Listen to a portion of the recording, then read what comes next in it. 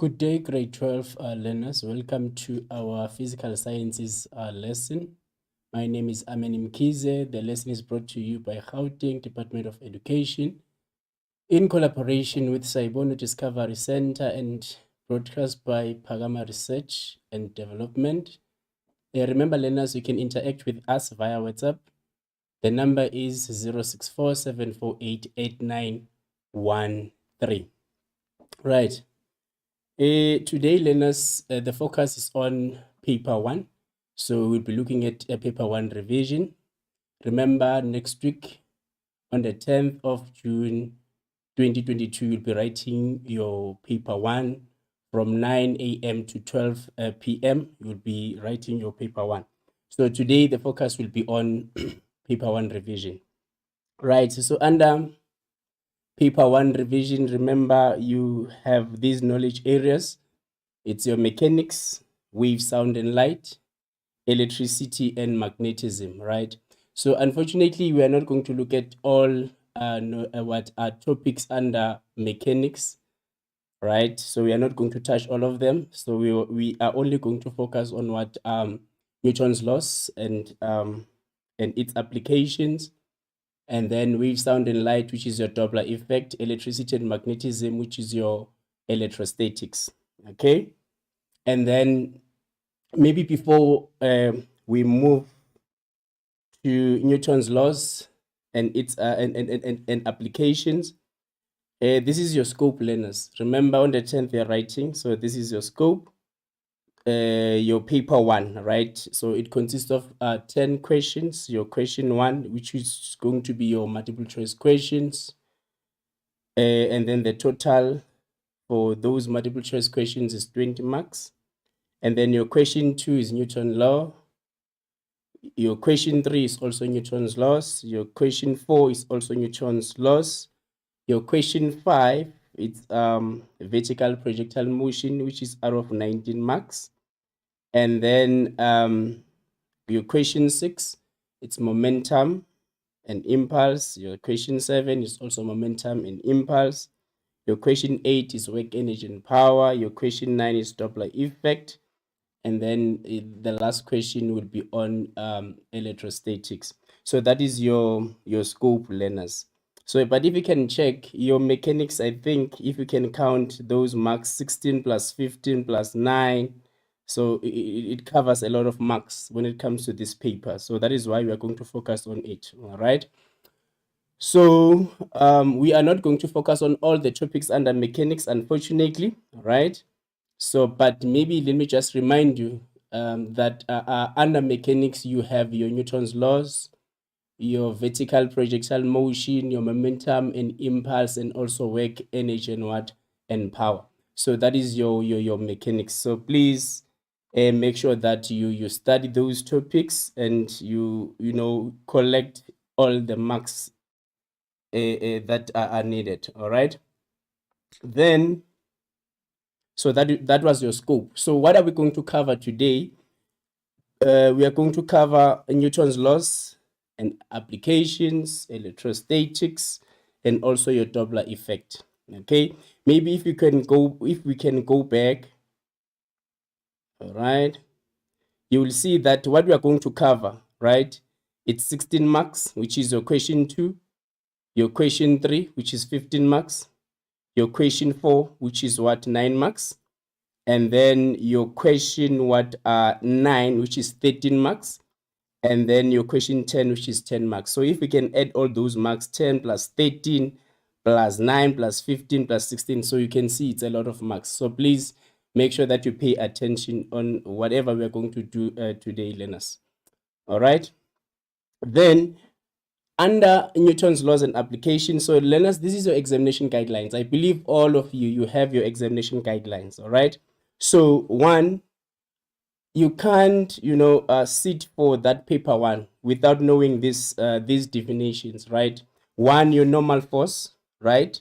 Your normal force, which is a force which a surface exerts on an object which is in contact with, and it acts perpendicular to what? To the surface. So please, learners, when you define this term, make sure that you don't leave this part, the last part, this one, because in most cases when learners define normal force, they will leave that part which says it acts perpendicular to what? To the surface. All right. So remember, learners, for definitions is either 2 marks or 0. All right. So if you are not going to define correctly, or if you are going to omit some keywords when we are defining, you are going to lose marks. So for you to get that 2 marks, if a question says define normal force, this is how you have to define a normal force, which is a force that the surface exerts on an object which is in contact with, and it acts perpendicular to what? To the surface. Again, your frictional force. All right. What is your frictional force? In most cases, when learners define frictional force, they will just say it's a force that opposes the motion, and then they'll leave out the part which says it acts parallel to what? To the surface. So learners, it's very, very important also to include that part for you to get all the marks. Okay. Then your static frictional force, the symbol is Fs for that force, and it is the force that opposes the tendency of motion of a stationary object relative to what? To the surface. Okay, I hope you're aware of that. Your kinetic frictional force, your Fk, that is the symbol, and it is defined as the force that opposes the motion of a moving object relative to what? To the surface. So these are the definitions that you need to know under what Newton's and what Newton's laws and applications.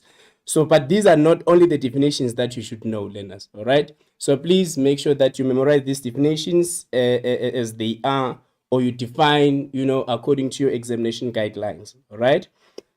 Then again, you also need to know that frictional force, it is proportional to what? To the normal force. I hope you all know that when the normal force increases, your frictional force also also increases. Okay, and you can also use equations such as your Fs, which is this one, your Fs max equals to mu Sn. So when the coefficient of static friction is constant, as you increase the normal force, what will happen to the maximum static friction? The maximum static friction will increase. When you talk about a moving object, for a moving object, your Fk, your Fk equals to mu Kn, right? So for constant, coefficient of kinetic friction, as normal force increases, this the kinetic friction also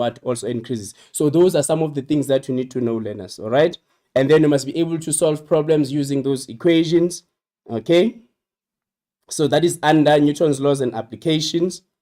All right, and again, very, very important, learners, force diagrams and free body diagrams. You must be able to to draw a correct free body diagram or a force diagram.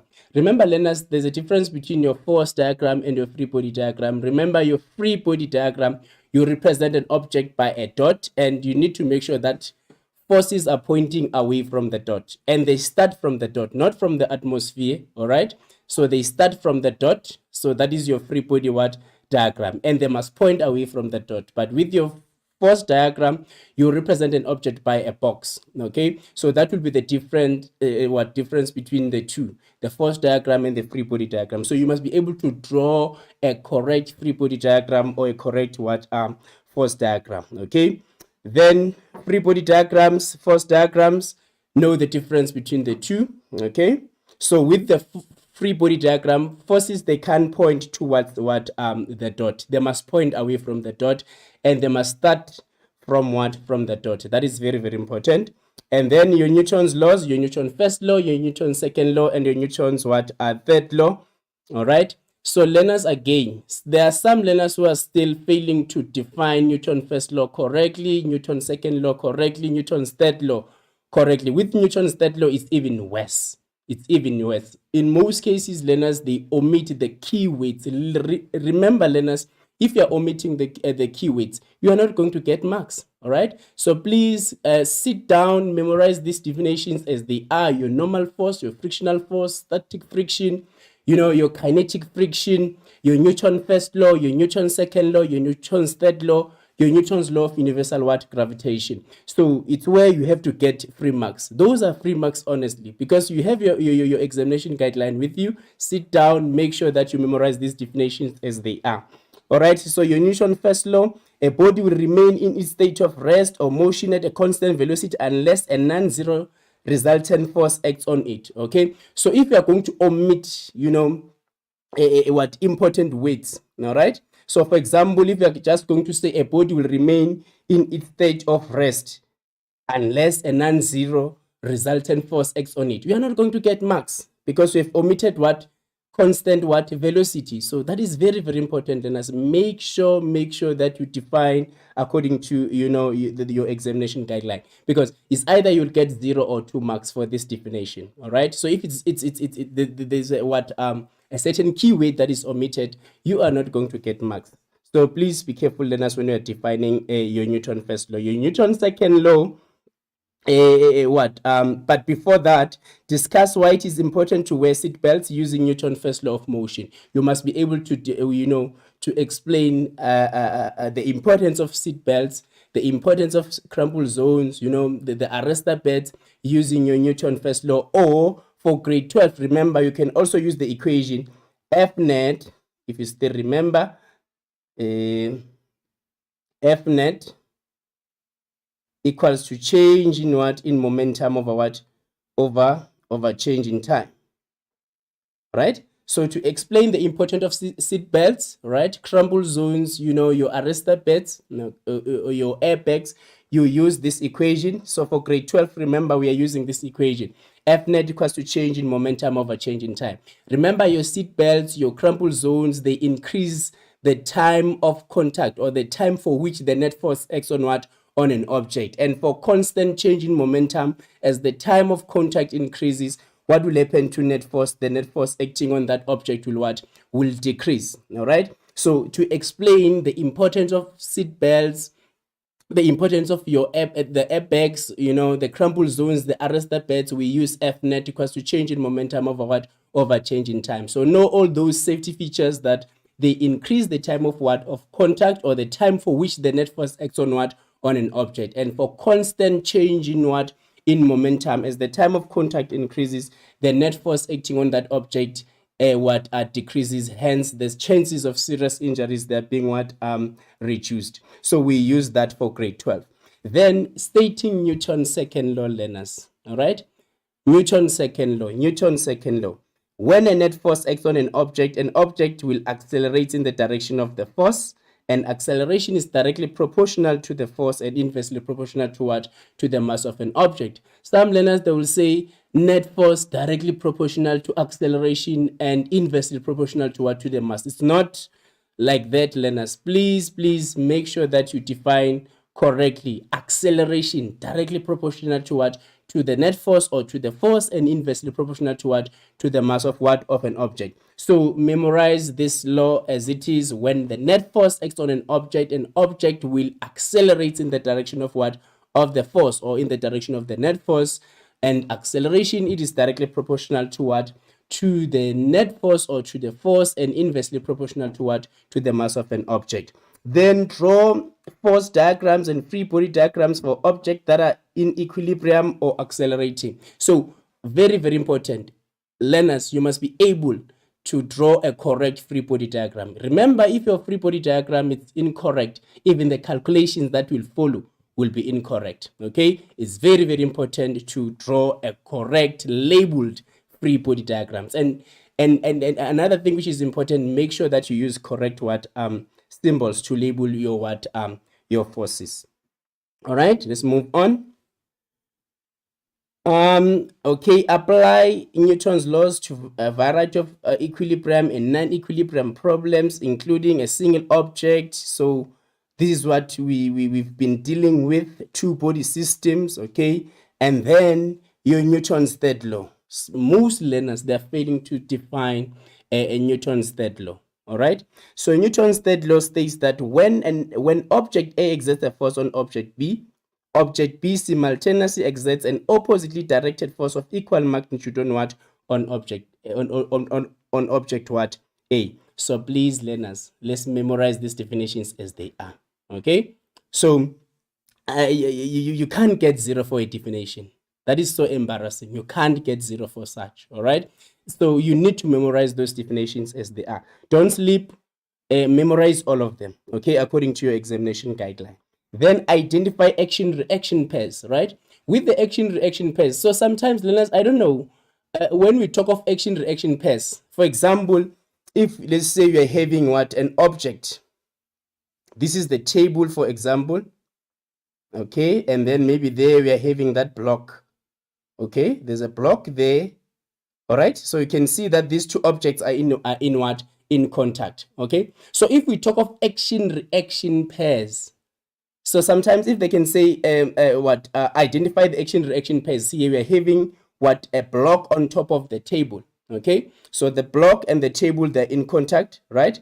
So please be careful. We are not going to say, in most cases, when learners, or if the question says identify action-reaction pairs, most learners, they will say the table is the reaction, the block is what, is the action. No. Remember here, they are talking about pair of forces, all right? Not pair of objects, the block and what, and the table, but they're talking about what, the pair of what, of forces. So for example, in this case, you're having the block and what, and the table. There's a force exerted by the block on the table, okay, and there is also a force exerted by what, by the table on what, on the block. So you focus on what, on those two objects, okay. The focus is the table and what, and the block. So there's a force exerted by the block on the table, and there's a force exerted by the table on what, on the block. So those are reaction or action-reaction pairs. So those are the pair of what, of forces. And remember, those forces, according to Newton's third law, those forces, they're what, they're equal in magnitude, but they're acting in opposite what, directions. And another thing which is very, very important, those objects, they're not exerted on the same object. They're not exerted on the same what, object. So I know in most cases, if the question can say draw a free body diagram, I'm just giving you an example. Draw a free body diagram. You're having maybe, for example, your object what, your object A, maybe in contact with your object B, all right? So if the question says draw a free body diagram, so if this dot represents object A, so some learners, they will say, okay, for object A, I'm having that normal force, maybe I'm having what, the gravitational force, okay. Then if there's friction, maybe the object accelerates to that direction, so there will be what, the frictional force, which opposes what, the motion of an object. And then the force exerted by object A on object B, the force exerted by object B on object A. So some learners, they can, include both forces on the same free body diagram. It can be. Remember, yes, we understand they're equal in magnitude, all right? They're equal in magnitude, acting in opposite directions, but they're not exerted on the same object. So for example, in this case, there's a force exerted by A on B. So which means that that force, the word on, so that force is on object B, all right? So the A is pushing B. So this is the force exerted by what? By object A on what? On object B, all right? Then this is another free body diagram which represents object B. There is a force exerted by what? By object so this is object, this is object what here? This is your object B, all right? So there's a force exerted by A on B, which is this one, all right? If this is object A, sorry about that, this should be object A. So object A, there's a force exerted by what? By object B on A. So that force is on A, right? So B is pushing A into that direction. So this is the force exerted by what? By B on what? On A. I hope you can see this, learners, right? So these forces, yes, we understand they're equal in magnitude. So if force A on B is 5 newtons, even force B on A will be 5 newtons. If FA on B is acting to the right, FB on A will act to what? To the left. So they're acting in opposite directions, but they're not exerted on the same what? Object. So you can't have something like this. Force A on what? On B, and then force what? Force B on what? On A, on the same object. It can't be. So this is incorrect. So those are action reaction what are pairs, learners. So action reaction pairs, we are not talking about objects, but we are talking about what? The forces. So the force exerted by object A on object B equals to what? The force exerted by object B on what? on object A. So those are action-reaction pairs. We are talking about forces, not the objects. Okay, very, very important. So if they say identify action-reaction pairs, right? So you need to focus on how many objects? 2 objects. In this case, we are focusing on what? On block and what? And the table. Okay, so block and the table, there's a force exerted by the block on the table. There's a force exerted by the table on the block. Those are action-reaction pairs. I hope we are still together on that. So let's move on. Newton's law of universal gravitation.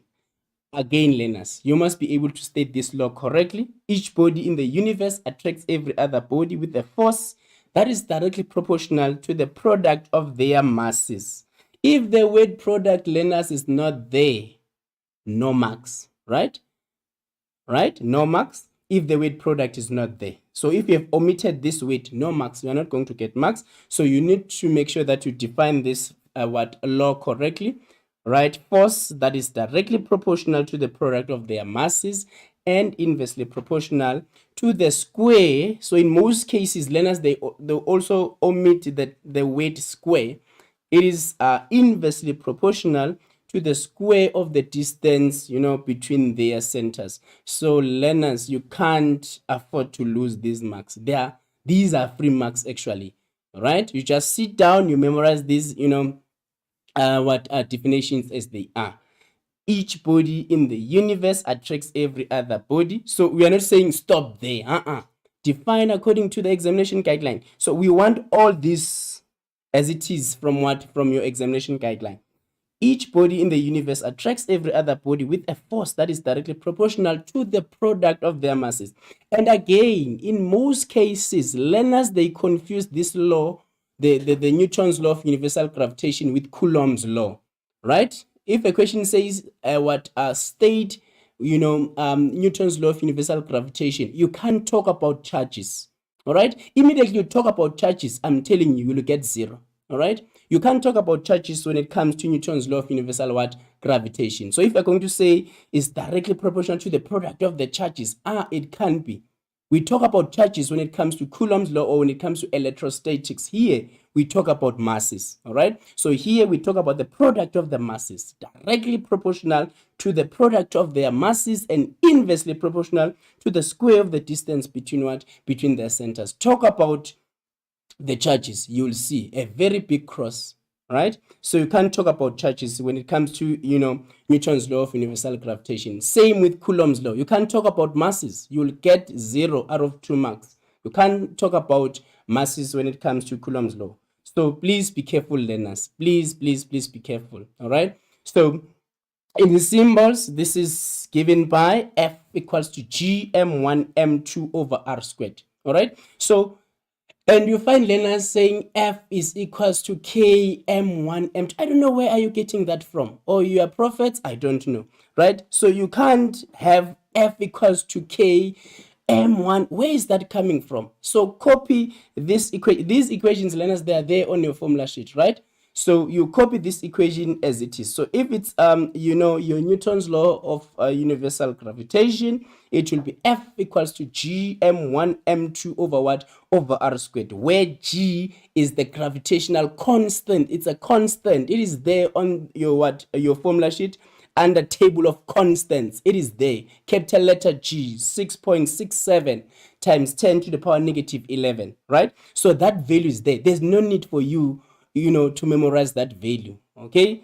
All right, so your M1, your M2, all right? So your M, that is mass in kilograms. So in a case where you are given mass in grams, you have to convert those grams to kilograms. What is your R? R is the distance between the centers, right? The distance between one center to another center. So it's between the centers, which is measured in meters. Let's not forget that, learners. And then some other things that you need to know under Newton's law of universal gravitation. Weight. This is very, very important. Weight is the gravitational force the Earth exerts on objects on or near its surface. So weight, that is gravitational force the Earth exerts on any object on or near its what surface. So that is how we define what weight. So in an exam, you can get a question where they will say define the term weight. So weight, that is gravitational force that the earth exerts on objects on or near its what surface. So that is your weight. Then you can also, they can even ask you to calculate weight given by weight equals to mg. This equation is also there on your formula sheet. You'll see I have the formula sheet here, and then calculate weight and then know the difference between mass and weight, okay, and then explain weightlessness. All right, so that is the Newton's what law of universal what gravitation. Okay, learners, when solving problems, okay, when solving problems, right, these are some of the key weights that you need to underline, right? Remember, when you solve problems, remember you'll be given a statement, all right? Because we are not prophets, unfortunately. So you'll be given a statement, and then that statement in most cases is accompanied by a diagram to make things easier for you or to understand that question better, all right? Or that scenario better. That is why they will also give you what a diagram. So, but these are the key weights, learners, that you need to take note of. The stationary, if we say an object is stationary, object at rest, object at equilibrium, object moving at a constant velocity or speed, right? You can't ignore this in a statement. You cannot ignore this, all right? So if we are saying an object is stationary, an object is at rest, or an object is at equilibrium, or forces are at equilibrium, an object is moving at a constant velocity or constant speed, you need to underline this. What does this mean to you? All right, it means that if an object is stationary, at rest, at equilibrium, or moving at a constant velocity or constant speed, it means that net force is equal to what? 0 newtons. And if net force is 0 newtons, what about your acceleration? Your acceleration is 0 meters per second squared, using the equation F net equals to ma. So if your F net is 0, even your acceleration or acceleration of that object will be 0 meters per second squared. But where am I getting this from? From the statement. So when you read the statement, please take note of these key weights. They are very, very important when it comes to problem solving. All right. So your F net is equal to 0 newtons. Your acceleration is equal to 0 meters per second squared. Even your net, because by now you've covered work, energy, and power. All right. So your net work done, right? Your net work done is also 0 joules. Your change in kinetic energy, it is also what? 0 joules. All right. So if an object is moving at a constant velocity, we are talking about the constant velocity, learners, or constant speed. We are not talking about a constant force. I know in most cases when learners see a word constant, they just become happy, all right? It's not constant force, all right? But we are talking about what? Constant what? A velocity or constant speed. So if an object is at rest, an object is at equilibrium, an object is it's stationary, an object is moving at a constant velocity, remember net force acting on that object is 0 newtons, your acceleration 0 meters per second squared. You can even add net work done equals to 0 joules, change in kinetic energy is what? Is 0 joules. So this is very, very important. So you can't ignore such weights when you are reading a statement. Accelerating object, constant acceleration. All right. So if the object is accelerating, what should come to your mind? Net force is no longer equals to 0 newtons. All right. Net force is no longer equals to 0 newtons. It is 0 if an object is at rest, an object is stationary, at equilibrium, constant velocity or speed. All right. But now if it is accelerating, your F net is greater than 0. So if your F net is greater than 0, what about your acceleration is also greater than 0? Then your net force will be equal to what? ma. Okay. Your net force, it will be what? ma. So which means that for the first bullet, learners, is application of which law? Application of Newton's first law. All right. So for Newton's first law, an object will remain at rest or continue moving at a constant velocity unless a non-zero resultant force acts on it. Okay. So for a stationary object at rest, object at equilibrium, object moving at a constant velocity or speed, F net is equals to 0. That is application of Newton's first law. But if an object is accelerating, okay, accelerating, what it's going to be application of Newton's second law. And another key weight, learners, sliding object. So if an object is sliding, because for example, let me just give you an example on an inclined plane. All right, an object can slide from point maybe A to what, to point B. It can slide, right? Remember, this is an inclined plane. Okay, so if it's sliding, all right, if it's sliding down the incline, all right, it's sliding down the incline, so it doesn't mean that it was pushed or pulled, right? So there was no force applied. So no force applied. Please be careful. These are some of the key weights that you need to take note of. Sliding object, sliding object. The object slides from point A to point B. So there was no force applied in moving that object from point A to what, to point B. Okay, so it's just sliding. There was no force applied in moving that object from point A to what, to point B. So please take note of that. Rough surface, you can't ignore this. If the surface is rough, we are not talking about friction. Oh, I will talk about that Wheeler's bullet, right? So rough surface, okay, rough surface, it means that there is frictional force, okay, there is frictional force or acting on what, acting on that object. There is frictional force acting on that object. So if the surface is rough, okay, so you can't ignore that. All right, so you need to take note of that key weight. If it's rough, there's frictional force acting on what, on that object. Smooth surface, flat surface, frictionless surface, there's no a frictional force acting on what, on that object. Smooth surface, flat surface, frictionless surface, so there's no frictional force acting on what, on that object. So I know in most cases when you're given a statement, they will say frictionless pulley. Always pulleys are frictionless, right? So what am I talking about here? I'm not talking about the pulley, all right? So I'm talking about the frictional force exerted by the surface on an object which is in contact with, okay, right? So if we are saying the surface, right, it's smooth, the surface is flat, the surface is frictionless, so there's no frictional force acting on what, on that object. Okay, so these are some of the key weights that you need to take note of before you start with your calculations or before you start with problem solving. All right, so I hope we are still together on that.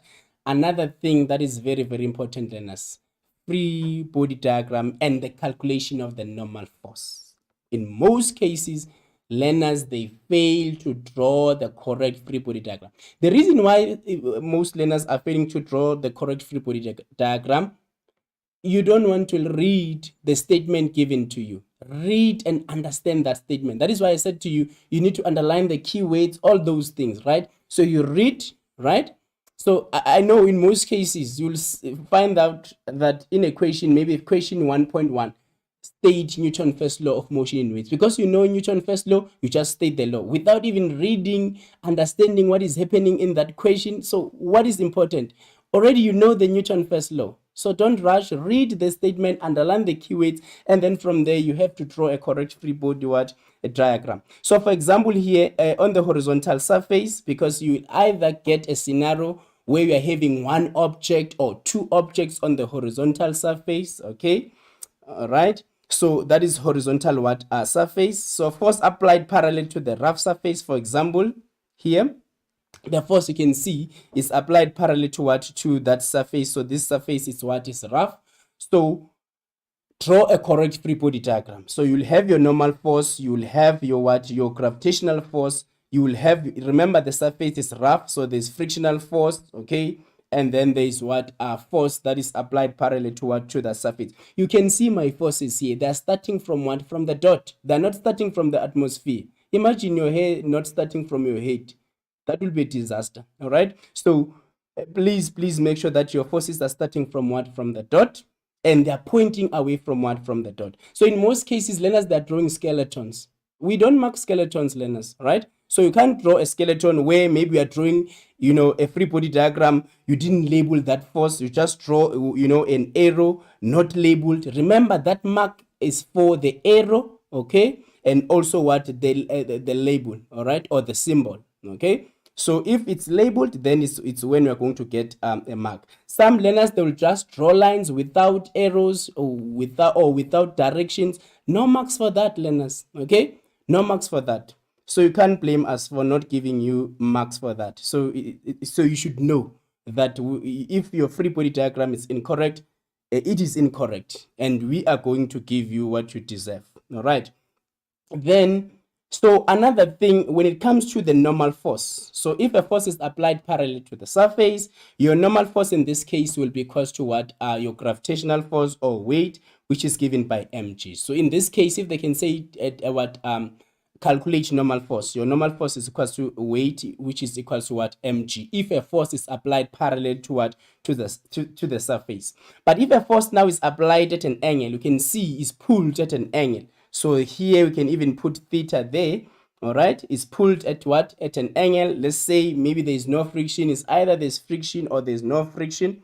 But what is important is to draw a correct free body what diagram. So you have your normal force, you have your gravitational force, and then you are having that force applied. And you can see all my forces are pointing away from the dot. Okay, so there's force applied, there's normal force, there's gravitational force.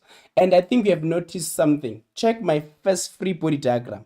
When the force was applied parallel to the surface, this force is equal to the magnitude of normal force will be equal to the magnitude of what? Of gravitational force. So when you draw, please be careful, because in other cases, an examiner can penalize you for the length of the arrows, right? For the length of the arrow. So which means that in this scenario, you can't have the normal force and then we have that long FG. It can be for this scenario, for your scenario number what? Number 1. Okay, so for your number 2, again, please be careful. For your number 2, force applied at an angle, pulled at an angle, you can see that. So you have your normal force. Check my normal force. My normal force is smaller than my FG. Okay, why my normal force is smaller than FG? Let me show you. Remember, if a force is applied at an angle, you can resolve that force into its components, all right, which is your vertical component of that force applied and the horizontal component. So which means that here you will have your Fy and your what? And your Fx, okay? And then we are having maybe that normal force, okay? And you're having your what? Your Fg, right? Remember, when you calculate normal force here, look at my normal force. My normal force is smaller than my Fg.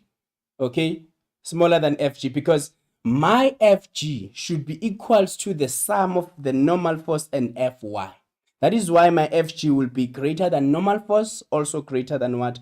Than my Fy. All right. So what about normal force in this case? How are we going to calculate normal force in this case? Please, learners, be careful. I know. In most cases, in most cases, when a force is applied at an angle, you will find learners saying normal force is equal to weight. No, normal force is equal to weight if a force is applied parallel to the surface.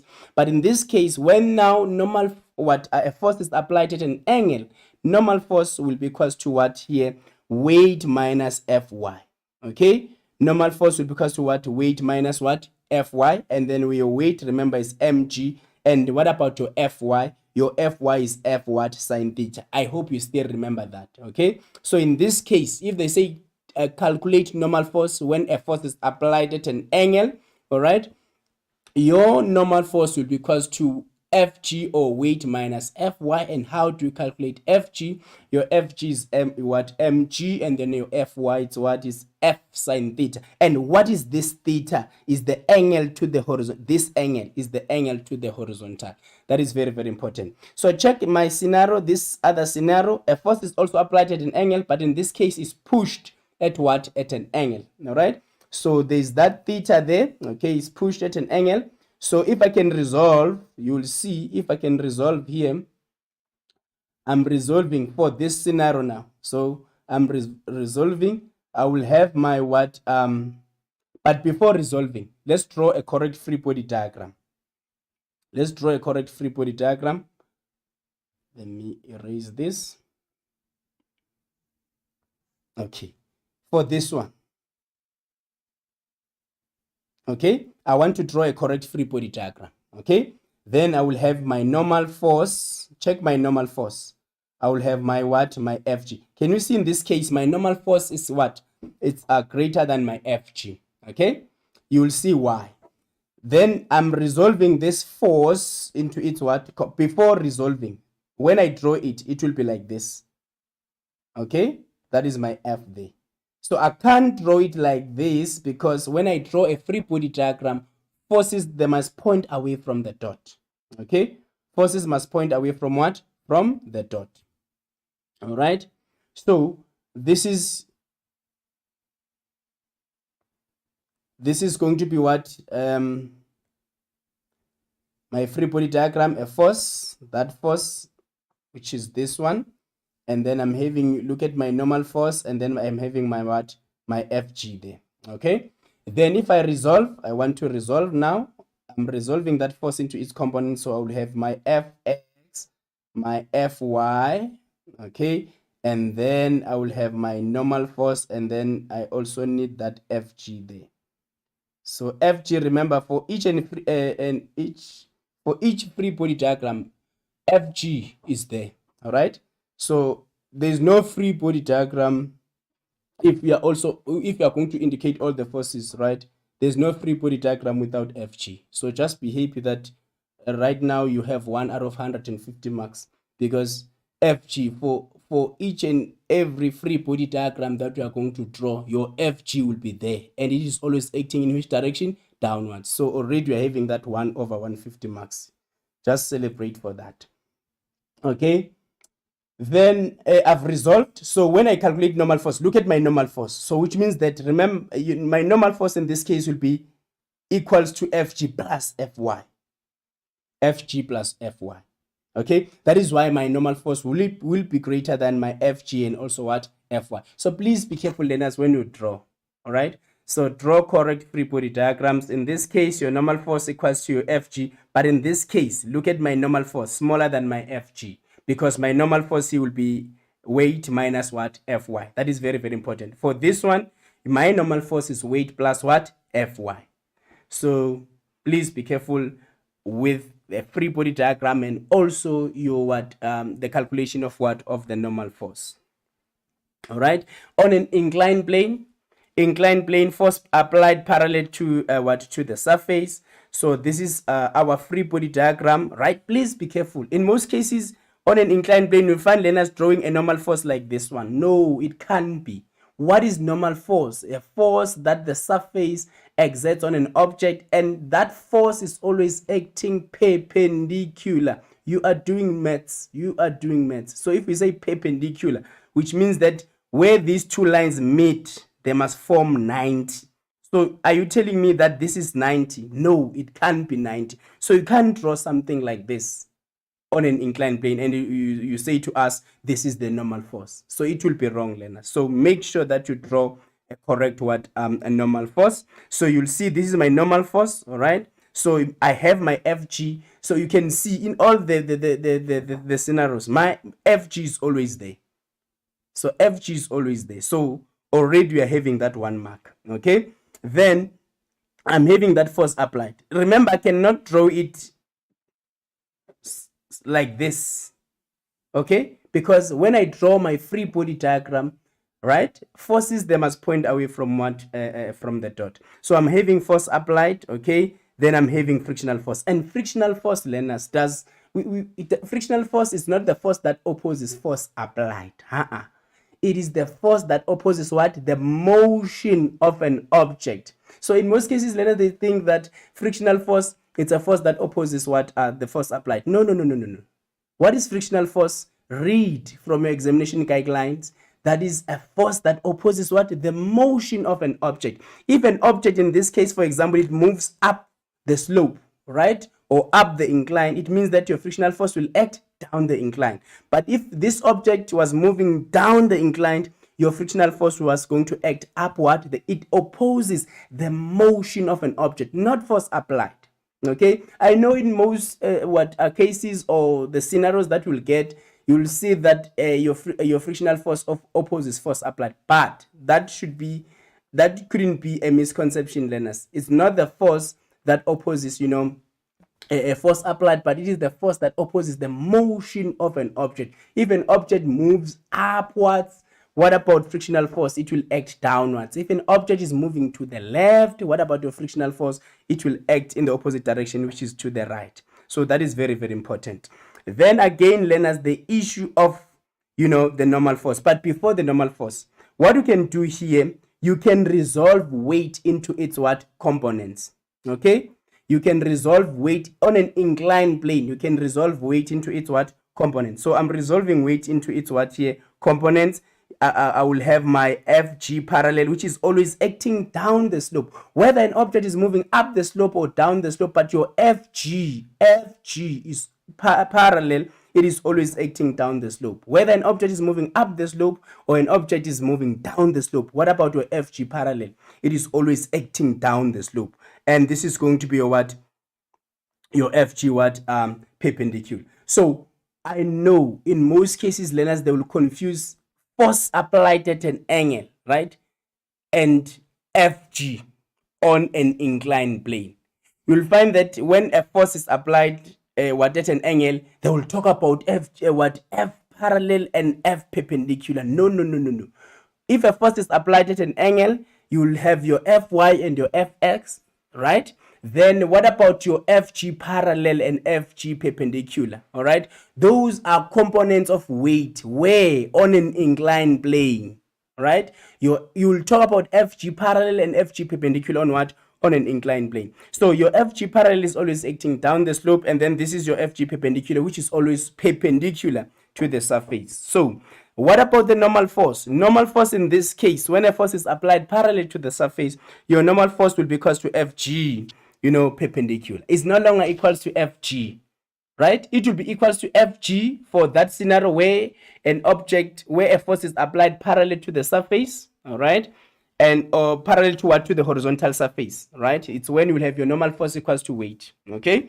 Then in this case, on an inclined plane is no longer equals to FG, but it is equals to FG what? Perpendicular, provided a force is applied parallel to what? To the surface. And how do we calculate FG perpendicular? It is given by mg cos theta, right?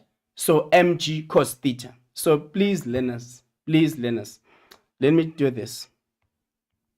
I want to erase this. Remember, you are having your fx, which is given by what? F what? Cos theta. You're having your fy. If a force is applied at an angle, f what? F sine theta. Then now I'm having my fg what? Perpendicular, which is given by what? Mg what? Cos theta. I'm having FG what? Parallel, which is given by what? Mg what? Sine theta. Learners, we are not going to get this on your formula sheet, so you must know it. What is this? Is the magnitude of the force, okay? And then what is this theta? Is the angle to the horizontal. Same even for this one. This is the magnitude of the force, which is applied at an angle, and then this is the angle to the horizontal. In this case, what is this theta? This theta, remember, it is the angle of inclination. This angle, you see this angle of inclination, this angle, right? So that is theta. So it's mg cos theta, mg sine theta for fg what? Parallel. So these are the things that you need to know, learners. So, and again, sometimes we'll find learners when they're calculating fg perpendicular, they will say mg sine. It's not mg sine. It is mg cos theta. You must know that. These are some of the things that you need to know before you enter to that examination room. Okay, so you must know this, learners. So all right, so normal force in this case is FG perpendicular. So it's no longer FG. It's no longer weight minus what? Fy. So I hope you saw all those scenarios, okay? So here it's FG perpendicular, which is given by mg what? Cos theta. That is how we can calculate what? The normal force. For this one, because they can apply a force like this on an inclined plane, it is going to be FG perpendicular minus Fy. So if you can check here now, there are how many thetas? There are two. What is this theta? Is the angle of inclination. What is this theta? Is the angle to the horizontal. That angle there. Okay, so it's FG perpendicular minus what? Fy. If it's applied like this, all right, pushed at what? At an angle, that is your FG plus Fy. Okay, what is your FG perpendicular? Is mg cos theta. And then what about your Fy? Is F sine what? Sine theta. But do not confuse these two thetas. The first one is the angle of inclination, all right? And then what about this one? It will be the angle to what? To the horizontal. These are some of the things that you need to know. If you can draw a correct labeled free body diagram, I'm telling you, the calculations that will follow will also be correct. Okay, right? We are moving. Vertical plane. You'll find learners talking about normal force on the vertical plane. For example, here an object is hanged. You'll see some learners drawing normal force because every free body diagram must have normal force. Every free body diagram must have FG, right? Not normal force, all right? So FG, it's common. It's there in all the free body diagrams. That is your mark, like it or not. You can't get 0 for physical sciences or physics, paper 1, because FG is always there. So you need to make sure that you get that mark. All right. So object hanged. All right. So you have what here? The tension and what? And FG. No normal force. Can't talk about normal force here. Why you can't talk about normal force? Remember, normal force, that is the force that the surface exerts on an object which is in contact with. All right. So you can see here there's no surface where your M is which is in contact with M. Okay, so we can't talk about the normal force here. Then object accelerating here. How many objects are you having here? There are 2. Both of them, they are what? They are hanged. Okay, so there's a pulley there, they're hanged. You have your M1, you have your M2. All right, so you will have your tension. If this is what M1, you will have tension, you have gravitational force, you have for M2, you have tension, you also have what? The gravitational force. So those are your free body diagrams. So there's no normal force again, learners. But what I wanted to address with this scenario, learners, right, is that, okay, one, we have talked about the normal force. There's no normal force. You are aware of that, okay? Because normal force, remember, object must be in contact for us to contact with what? With the surface, right? For us to talk about the normal force. But what I wanted to address with this scenario, learners, is the issue of the tension, right? You can see here, when it comes to your M1, tension is acting upwards. Even when it comes to M2, tension is acting upwards, right? But please be careful when you are doing your calculations, right? Remember, this system is accelerating. So net force equals to MA. Fine, all right? So net force, remember, is the sum of the forces. Which forces? 1, 2. Okay, so here there's tension and gravitational force. So you need to make sure that you choose direction here. So if you're taking up, for example, in this case, I took up as positive. So up is positive. That is why you see my T is positive. So down will be what? Will be negative. That is why you see my FG being negative. Equals to what? MA. But for me to get maybe correct acceleration for this system, I can't have tension being positive even when it comes to M2. So if tension when it comes to M1 is positive, then tension when it comes to M2, it should be what? Negative. I hope you get that. Okay, so if tension here it's positive, as we can see it was positive, then when it comes to what? M2, it should be what? Negative. So which means that for M2 I should actually take up as negative. So that is why you see my tension is negative there, and then FG is what? Is positive. So please be careful, learners. Even when it comes to a scenario like this one, if you took, let's say you have your tension here, you have your tension there. This is your T1, this is your T2. If your tension here is positive, tension here it should be what? Negative. Equal magnitude acting in opposite what? Directions. Please, learners, be careful. In most cases, learners, they lose marks when they are calculating here because of what? Of tension. So if tension in one object is positive, in another object is supposed to be what? Negative. It's always the case for all the scenarios. Even when it comes to a scenario like this one, an inclined plane, then you are having something like this, right? So if tension there is positive, then tension here it should be what? Negative. So it's always the case for you to have, to get your calculations correctly. All right. So the issue of tension is what I wanted to address with this scenario. That please be careful when it comes to tension. If tension, although you can see tension is acting up, right? So some learners would say, okay, since I took up as positive, it means that if tension here is positive, even for that one would be positive. No. Please be careful when it comes to that. If tension here is positive, for this other scenario, for this other object, is supposed to be what? Negative. I hope you got that, learners. So let's move. Then when you are solving problems, please learners, please read and understand the statement given to you. And in most cases, the statement is accompanied by the diagram. All right. And if the diagram is not drawn for you, please draw it for you to understand the statement given better. All right. So in most cases, what they do, they will give you a statement, and then that statement will be accompanied by what? By the diagram. But sometimes they will just give you a statement. So if you are given a statement, try to draw a diagram so that you understand, what is given to you better. All right. And underline the keywords, e.g. rough surface, flat, smooth surface, constant velocity or speed, constant acceleration. So you need to underline those, those keywords. Then from there, draw a correct labeled free body diagram or diagrams if there are two, objects. Okay, do your calculations. All right. Then from there, if there are two objects, solve those equations simultaneously. If there are two objects, ensure that your answers have correct SI units and or direction. So in most cases, learners will do their calculations correctly, everything substitution fine. Then when it comes to the final answer, they forget to include, the SI unit, or sometimes they write wrong units. So you can't write wrong units, because an answer without a correct SI unit, no marks, or an answer without an SI unit, no marks for that. Okay, unless if you're calculating the coefficient of of friction, then we know coefficient of friction has no units. Okay, but calculating velocity, meters per second, and you also need to give direction if they are looking for the velocity, not the magnitude of the velocity. If there is the magnitude of the velocity, obvious, you only include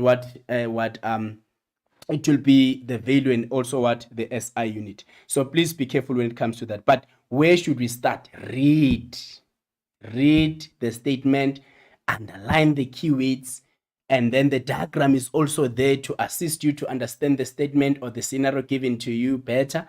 And then from there, you can start with your calculations. All right. Then this is your data sheet. So this is the equation. F net equals to MA. It is there. If you want to calculate the maximum static friction, it's mu S N, where mu S, remember, is the coefficient of static friction, N is normal force, Fk, it's there. All right. For Newton's law of universal gravitation, Gm1 m2 over r squared or d squared. Then calculating gravitational acceleration. This G is gravitational acceleration. This one is capital letter G, which is gravitational constant, right? So, and the constant is there.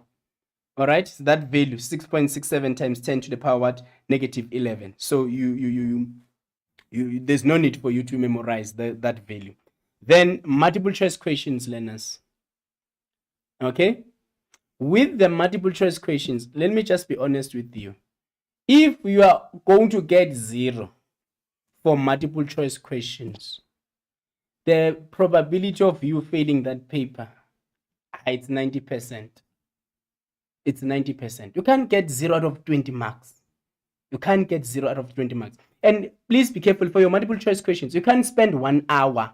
Remember, you have 3 hours for 150 marks. Okay? So make sure that maybe for multiple choice questions, you allocate 20 maybe to 25 marks. Okay?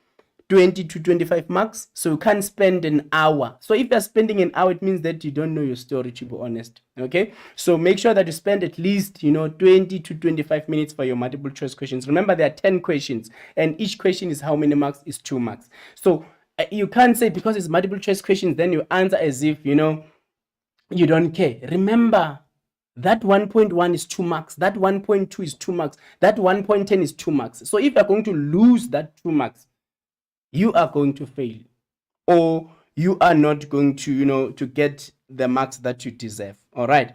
So let's look at this one. A car is moving at a constant velocity. You can see it's even written in bold. So they're drawing your attention. Okay, look into this, right? It's written in bold, constant velocity. What you know by now is that if an object is moving at a constant velocity, I know very well that net force acting on that object is what? Is 0 newtons. I know acceleration is what? Is 0 meters per second squared. Your net work done, 0 joules. Your change in EK, it's what? It's 0 joules. Okay. Which one of the following statements about the forces acting on the car is always correct. There is a non-zero net force acting on the object. If they're saying there's a non-zero, they're trying to say the net force is what here is greater than what? Greater. There is a non-zero. I hope you understand that. There is a non-zero. They're not saying there's a zero what net force, but there's a non-zero, which means that F net is greater than what? Greater than zero. Is it correct? No. This applies when it comes to which law? Newton's second law. F net equals to what here? MA. For what? For A. So A is out. Okay. The normal force acting on the car is equals to weight of the car. Okay. So here they're only focusing on how many forces? Two forces. Is it only two forces acting on this object? No. So here it's supposed to be all the forces. But which forces? If an object is moving horizontally or on the horizontal surface, so we need to focus on what? On those horizontal what? Forces. So with this one, they're only focusing on what is this? On the two forces. And here we need to focus on all the forces acting on what? On an object. So B, it can be. A, it can be. There is no, there are no forces acting on the car. No, that's not true. There are forces acting on the car. Gravitational force, remember, is always there. There's also normal force there. So if they're saying there are no forces acting on the car, that is not correct. The net force acting on the car is 0. You already know this. So that is your 2 marks. That is going to be your 2 marks. Then the first diagram below shows the forces acting on a box. Okay, you can see a force is applied at an angle. Already I've touched on this. So you can see it's pushed at what? At an angle. By now, you know that if it is pushed at an angle, I can resolve this into its what? Components. I will have my Fy there. I will have what here? My Fx. Which means that I will have the normal force.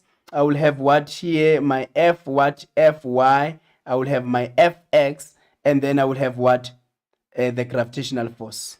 Okay, so if they want us to give the equation for the normal force, because it's what they're looking for here. So I already know that in this case, my normal force will be equal to what? Fy plus what? Plus Fg. Okay, and what is my Fy? It is F what? F sine theta plus my what? Fg, which is what? Mg. Then I need to check this. Okay, so the first one, it can be, because here they're talking about what? Fx, so it's wrong. The second one, F sine theta plus mg, this is correct. The third one is not minus that, it's not minus that, so this is also out. So you can see how easy to get, those questions. So you have your 2 marks already. Then let's check this one, your 1.3. Okay, your 1.3, an object of mass m2 attracts another object mass m1 with a force F. Okay, if mass m2 is doubled, the force m2 exerts on m1 will be. So what is it that you need to do here? Okay, check which law is this one. Okay, this one. Okay, they're talking about the masses, so obviously it will be what? Newton's law of universal what? Gravitation. So the first one is F what? G m1 m2 over what? Over r squared. It's F. It's what they're saying to us. Then now the mass is doubled, so it will be F G what? M is doubled. One of the masses is doubled, so m1 m2 over what here? Over r squared. So then remember, if I can arrange this, I will have F equals to what here? 2 G m1 m2 over what? Over r squared. You can see that. So, and this is equals to F. You see that? So which means that here I'm going to have what? 2F. So that is how you are going to get your answer. Okay, so I hope you are following. Then a bucket is at rest on a table. Which one of the following is the reaction force to the weight of the bucket? Right, as described by Newton's third law. So here they're talking about action-reaction pairs. But now what are they focusing on? Reaction force of weight of the bucket. So it's weight and the bucket. And weight is the gravitational force that the earth exerts on objects on or near its what? Surface. So here they're talking about the earth.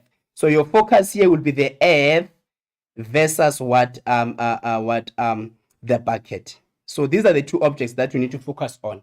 So the earth, so if you look at A, they're talking about the table and the earth, it's out. We want the one that talks about earth and what? And the bucket. Okay, so look at B, it's the earth and the bucket, so we need to focus on that. C, there's table, it can be. D, there's table, it can be. You understand that? So our focus is the earth and what? And the bucket. So these are some of the things that you need to be careful about, learners. So our answer for 1.4 will be what? Will be B. So these are solutions, and then the long questions, learners, right? A block of mass 4 kilograms is placed on the table and connected by a massless string passing over a massless frictionless pulley to block B of mass 5 kilograms as shown in the diagram below. The two blocks are at rest. Ne? So if they're at rest, I can even draw the free body diagram here. I know there's FG. Even here, there's also what? FG. Okay? So FG, there's normal force for this one. Here, I know there's no normal force. So I will talk about what here? I will talk about tension. Then even here, there's also what? Tension. But it's not only the 3 forces, 2 forces here. Okay, for this one, it will be 2 forces, but for this other one, it will be how many forces in this case? It's like there are how many? There are 3. But now I also need to check the masses. Look at the mass. The mass here is 4 kilograms. The mass here is 5 kilograms. There's no way that this system will be at rest if this surface was frictionless. This 5 kilogram was going to pull that 4 kilogram. It means that, like it or not, here, there is what? Frictional force. But what type of friction here? It will be what? The static friction. So how many forces am I having here? 1, 2, 3, 4 for A, and then for B is how many forces? It's 1, 2. So already I've drawn what are the free body diagram. And what I know, because they are at rest, I know F net is equals to what? 0. Even for this one, F net is equals to what? 0 what? 0 newtons. F net, which forces am I focusing on here? There are 2. So if I'm taking right as positive, it means that here I will have what? A positive T minus Fs equals to what? 0. For this one, I'm taking right. If my tension is positive, remember, this side should be what? Negative. So I still have F net equals to what? 0. Then my tension now should be negative. So it should be negative T plus what? Plus Fg is equals to what? 0. For 5 kilogram block, it's negative T plus Fg equals to 0.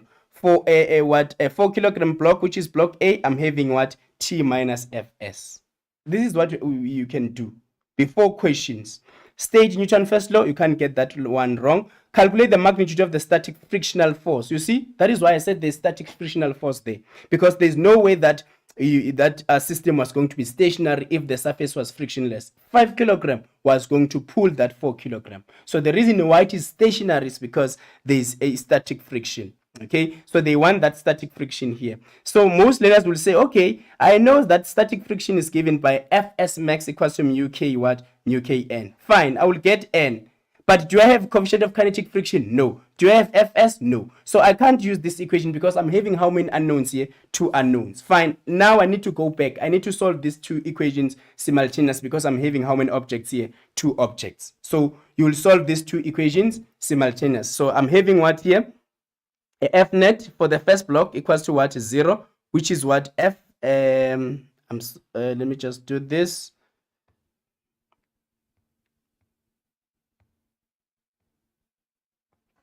Okay.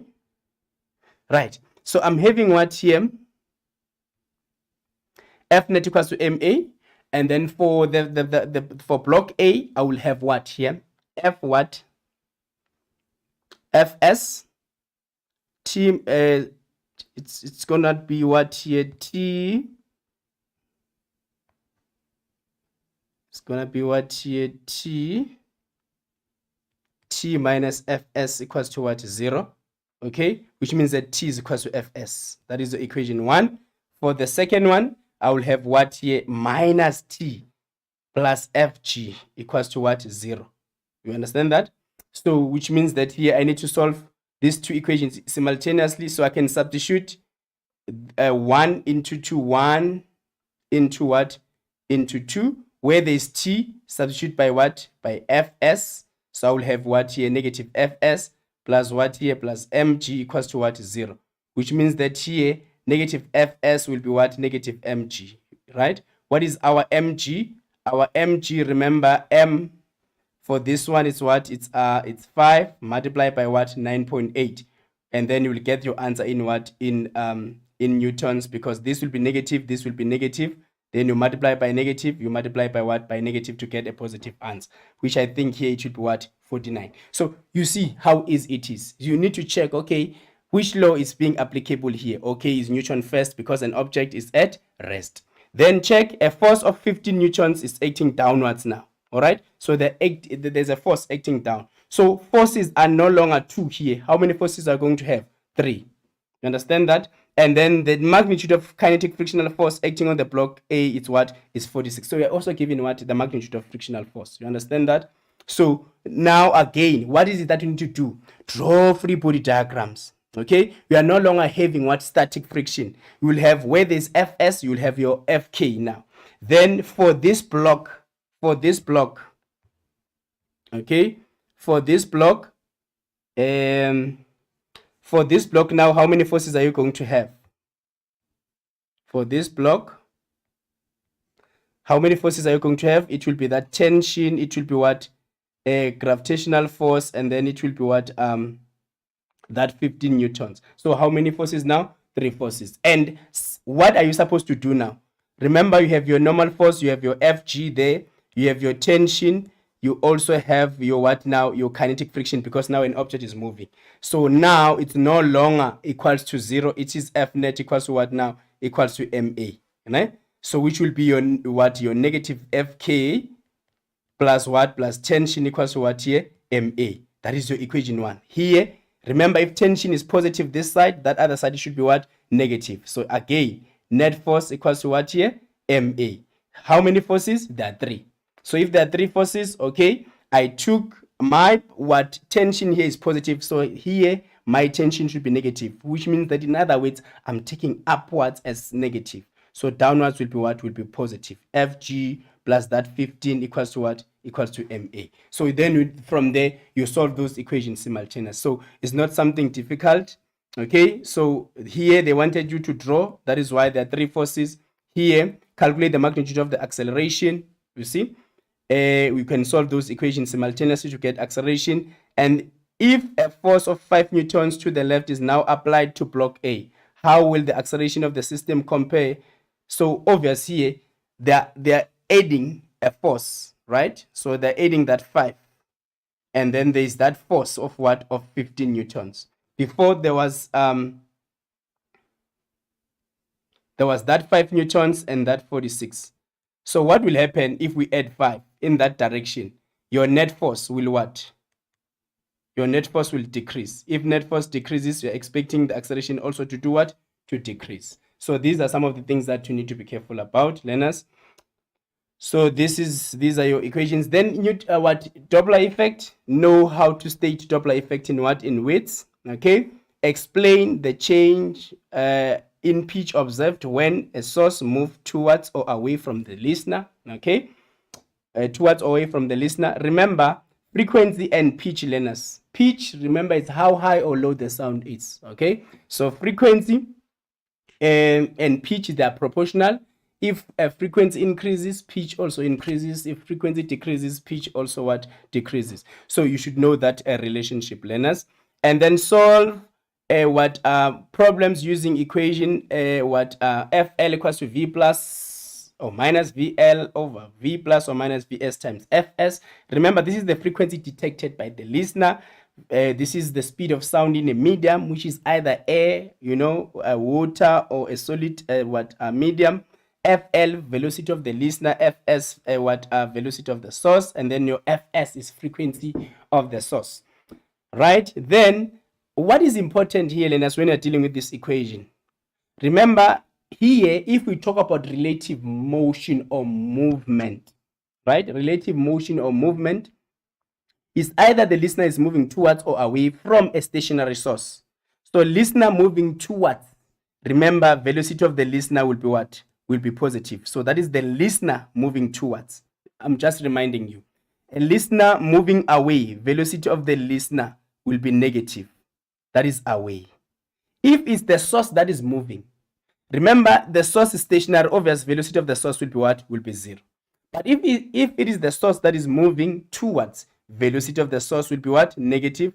And then velocity of the source will be positive if the source is moving away. So towards for the source, so this one is the source, and then away for what? For the source. So that is the relative motion that we are talking about. But remember, if there's no relative motion between the listener and the source is stationary, the listener is also stationary, frequency of the listener, or frequency detected by the listener, will be equal to frequency of the source. But if there's no relative what motion, but if there's relative motion, listener moving towards, right? If the listener is moving towards a stationary source of sound, velocity of the listener will be positive. Listener moving away from that stationary source of sound, velocity of the listener will be negative. If it is the source that is moving, the source moving towards a stationary listener, velocity of the listener obviously will be 0 because the listener is stationary. The source moving towards a stationary listener, velocity of the source will be what? It will be negative. The source moving away, please be careful. The source moving away from that stationary listener, the velocity of the source will be what? Will be positive. Another thing that you need to know, applications of Doppler effect. Okay, again, explain redshifts and what conclude that a redshift indicates that the universe is what? Is expanding. So that is your Doppler effect. These are the equations when it comes to your Doppler effect. So when it comes to this equation, learners, V, let's not forget, it is the speed of sound in a medium. For example, if they're saying the speed of sound in A is 340, here it will be that 340. Then this will be frequency of either the source or what? The frequency of the listener. Right? Frequency detected by the listener or frequency of what? Of the source. Then this one, if you are given what? Pressure waves, for example, right? And then maybe they can ask you to calculate what? The frequency. Okay? So how to calculate frequency is F equals to 1 over T, or if we want to calculate period, it's 1 over what? Over F. So because they can also do that. Okay?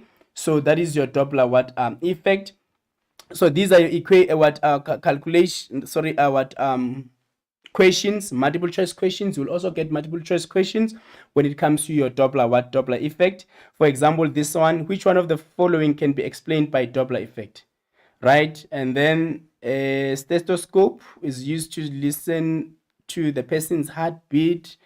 Right? An echo is heard when sound waves are reflected off the cliff. The spectrum of light from an approaching star is shifted towards. So here we can explain using Doppler effect the redshift and the blueshift, whether stars are moving towards or away from what? From the source. So obvious, this one will be what? The correct answer. Then they will also get long questions when it comes to your Doppler effect. For example, this one, a car moves at a constant speed of 10 meters per second towards. This is very, very important. When you read the statement, identify the listener and also the source, and check what is moving, and is it moving towards or away. So in this case, there's the source is stationary. This is your source, and what is moving is the listener, and the listener is moving towards. Then a sound detector A is attached to the car, and another sound detector B is attached to the sound source. There are two detectors here. There's that one which is attached to the sound source, and then there's that one which is attached to that car. Detector B detects the sound waves reflected from the car. Okay, the sound or the speed of sound in A is 340. Okay, so this is what is given to us. Then state Doppler effect in weights. You can't get that one wrong. It is there on your examination guidelines. Calculate the wavelength. And which equation are you going to use? It's only one equation, is this one, right? So you know that this one is the speed of sound in what? In a medium. What is the medium in this case? Is A. What is the speed of sound in A in this case? Is 340. And remember, it's not always 340, learners. So it can change. It can be 333. So it depends on the temperature on that day. Okay. So, and then calculate the wavelength of sound waves emitted by what? The source. Okay. Are we given the frequency of the source? Yes, it's 88. Then we can calculate what here? Wavelength. And then our answer will be in what? In meters. Then they want us to calculate the frequency of sound waves detected by what? Detector A. Okay. So detected by detector A. So they want what? The frequency detected by the listener. This is the listener. Okay. And then this is the source. So what are we supposed to do? First thing first, copy the equation as it is from the formula sheet, all right? Which is your FL equals to V plus or minus VL over V plus or minus VS times what times FS. Check. What is moving here is the source, sorry, is the listener. Is it moving towards or away? It is moving towards. Okay, so V, what about our VL? It will be positive. So VL over what? Over V, because velocity of the source is stationary, so it will be 0 there. Then you multiply by what? By Fs. Then it will be 340 plus, what is your VL? Velocity of the listener, we are given that is 10. Then what speed of sound in a medium is 340. Then you multiply by the frequency of the source, which is 808. And the answer that you're expecting here, it is supposed to be greater than that 880 because the listener is moving towards. If the listener is moving towards, frequency increases. Listener moving away, frequency decreases. Pitch decreases. Pitch increases. So those are some of the things that you need to be careful about when it comes to your Doppler effect. The shifts, right? Blue and red shift. Blue and red shift, right? So the shift obviously will be given what? The absorption spectrum, all right? So you'll talk more about this when it comes to your photoelectric effect, okay? So a study of spectral lines obtained from various stars can provide valuable information about movement of stars. Remember, learners, if it's blue shift, that is the shift towards, if you're given what the spectrum, for example, this is the spectrum. What type of spectrum is this one? Is absorption, all right? So if it's redshift, you can explain that in terms of the spectral line, the shift in the spectral line.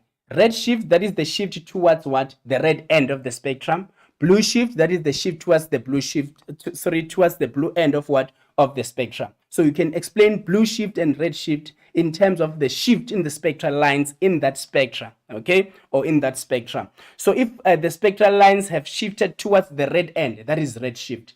If the spectral lines have shifted towards the blue end, that is blue shift, okay? So you can explain that in terms of what? Of the spectral lines or the shift in the spectral lines. You can explain also using the frequency or the wavelength.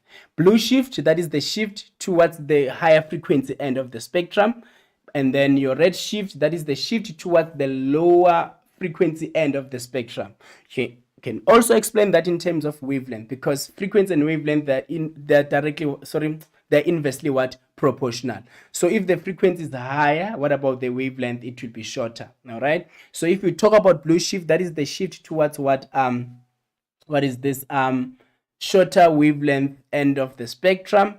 And then what about the red shift? That is the shift towards the longer wavelength end of the spectrum. So you can explain blue shift in terms of the shift in spectral lines, or in terms of frequency, or in terms of what? Of the wavelength. Then let's check this question. Blue shift, red shift, let's check. And remember, in terms of the movement of stars, right? If it's blue shift, it means that the stars are moving towards the Earth. If it's red shift, stars are moving away from the Earth. Why am I saying stars are moving towards if it's blue shift? Blue shift, that is the shift towards higher frequency, right? So if we can integrate that with the listener, the source, if the source is moving towards, right, frequency increases, right? So please be careful when it comes to that. So in terms of the movement of stars, blue shift, stars are moving towards the Earth, right? And then red shift, stars are moving away. And then red shift also indicates that the universe is what? Is expanding. So let's check this one. So here, for you to determine that, you need the reference spectra. This is the reference spectra. How many spectral lines? 1, 2, 3. You can see there are 3. So 1, 2, 3.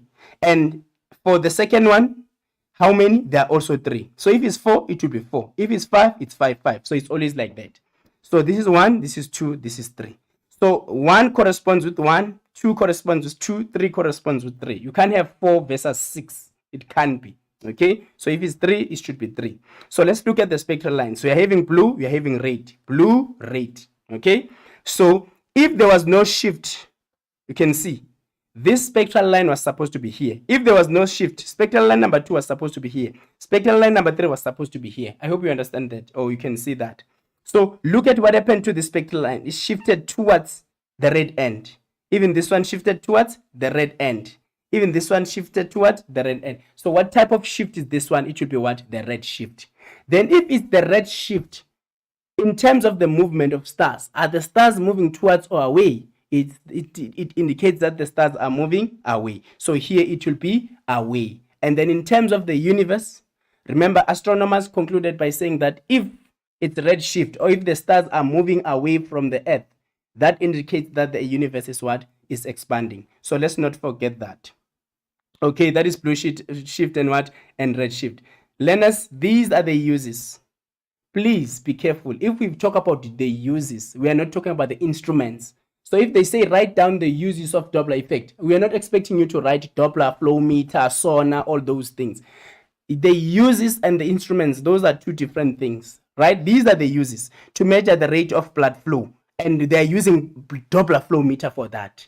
If they're asking you about the instrument that is used to measure the rate of blood flow, it's when you will say Doppler flow meter. But if they want the uses, right, to measure the rate of blood flow, to detect the heartbeat of the fetus, to check the development of what of the fetus using the ultrasound scan.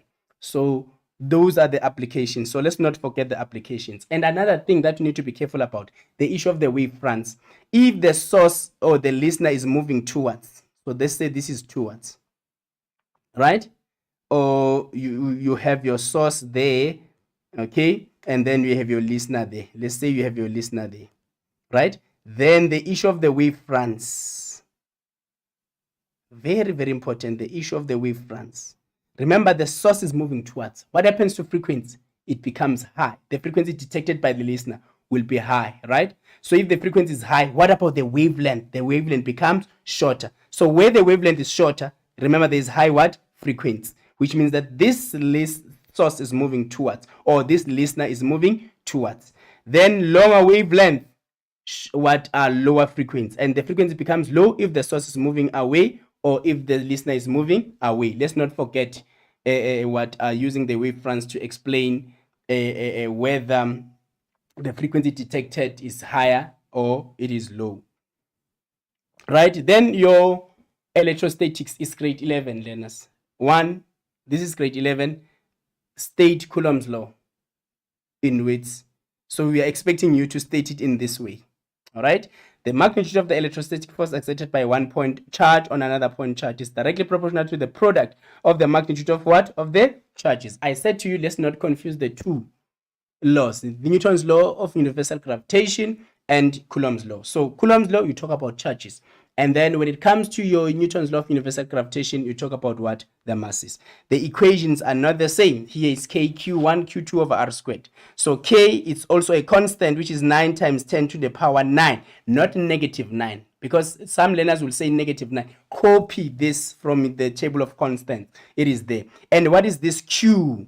Q, remember, learners, is charge in coulombs. It is charge in what? In coulombs. So if you're given charge in nanocoulombs or charge in microcoulombs, you need to convert that. So let me show you how I've converted. I will come back to this one, right? Conversion. Yeah. Right, with conversion, 1 nanocoulomb, you should know that it is equals to 1 times 10 to the power negative 9 coulombs. 1 microcoulomb, it is equals to 1 times 10 to the power negative 6 watt coulomb. So please, when you're using that equation, we don't want actually what is this charge in what? In nanocoulombs, or charge in what? In microcoulombs, but we want charge in coulombs. So please make sure that you convert. And then again, if you're given distance in centimeters, this is how you convert. In millimeters, this is how you convert, which is times 10 to the power negative 3.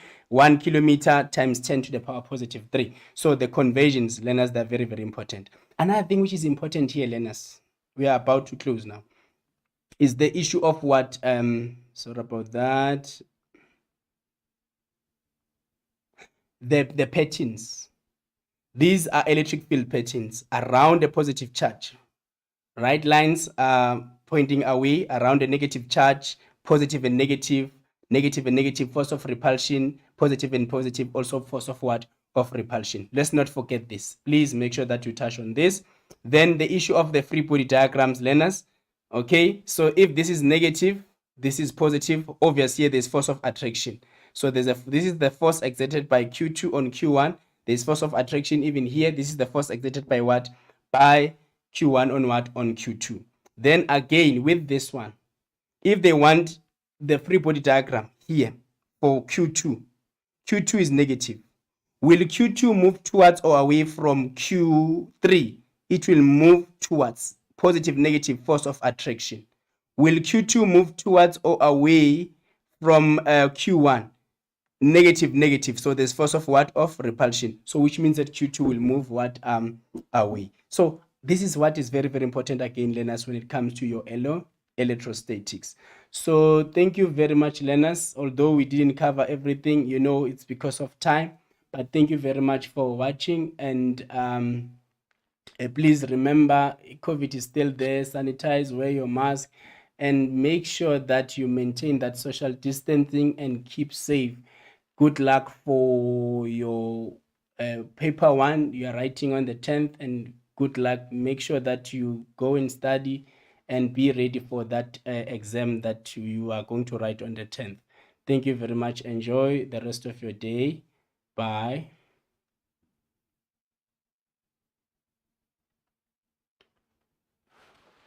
All right.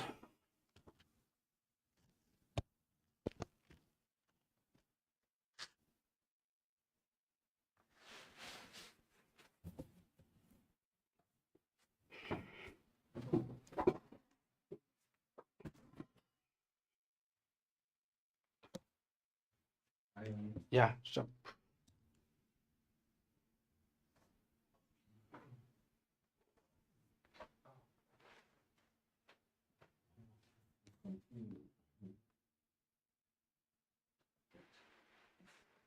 So we are sorted.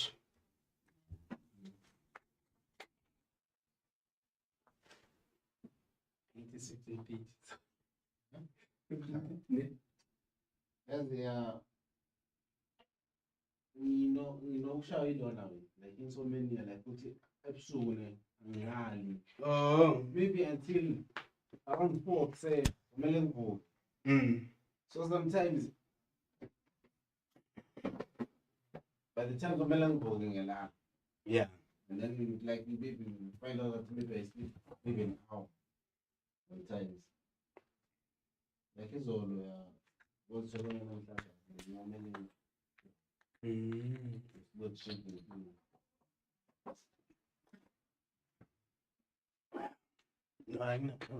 Ngiyabona manje bhayi uthulile. Tawanda uyangibona yini? Abantu khona. And phela 1.5 lo hawu shem. Isheshe ipen.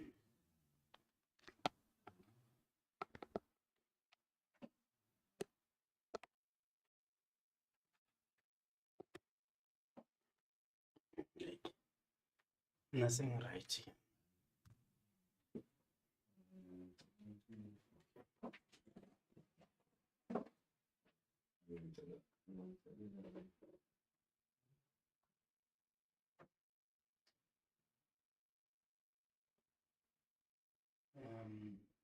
Okay.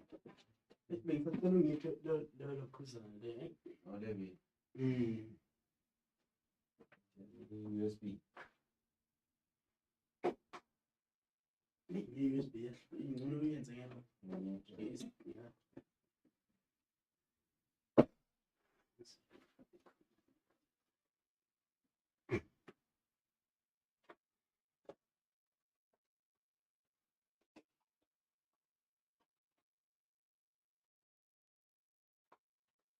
Inja. Yeah, inja, but it's saying something of it.